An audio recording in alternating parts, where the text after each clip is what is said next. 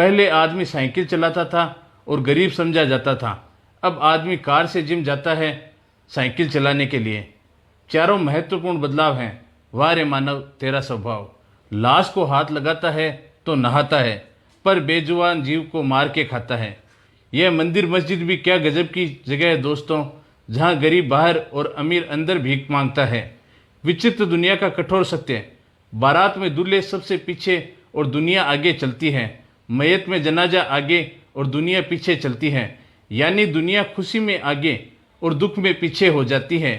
गजब तेरी दुनिया का गजब तेरा खेल। मोमबत्ती जलाकर मुर्दों को याद करना और मोमबत्ती बुझाकर जन्मदिन मनाना। वाह रे दुनिया। लाइन छोटी है पर मतलब बहुत बड़ा है। उम्र भर उठाया बोझ उस कील ने, उम्र भर उठाया बोझ उस कील ने, और लोग तारीफ तस्वीर की करते रहे। पायल हजारों रुपए में आती है पर पैरों में पहनी जाती है। बिंदी 1 रुपए में आती है मगर माथे पर सजाई जाती है। इसलिए कीमत मायने नहीं रखती, उसका कृत्य मायने रखता है। एक किताब घर में पढ़ी गीता और कुरान आपस में कभी नहीं लड़ते, और जो उनके लिए लड़ते हैं वो कभी उनको नहीं पढ़ते।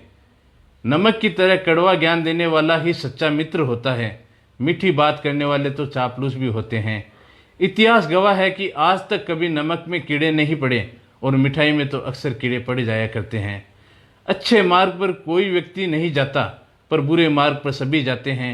इसलिए दारू बेचने वाला कहीं नहीं जाता, पर दूध बेचने वालों को घर घर गली गली कोने कोने जाना पड़ता है। दूध वाले से बार बार पूछा जाता है कि पानी तो नहीं डाला, पर दारू में खुद हाथों से पानी मिलाकर पीते हैं। और अंत में बहुत खूबसूरत पंक्ति, इंसान की समझ सिर्फ इतनी है कि उसे जानवर कहो तो नाराज हो जाता है और शेर कहो तो खुश हो जाता है, जबकि शेर भी जानवर का ही नाम है। सिर्फ अपने तक ही सीमित न करें, शेयर जरूर करें दोस्तों।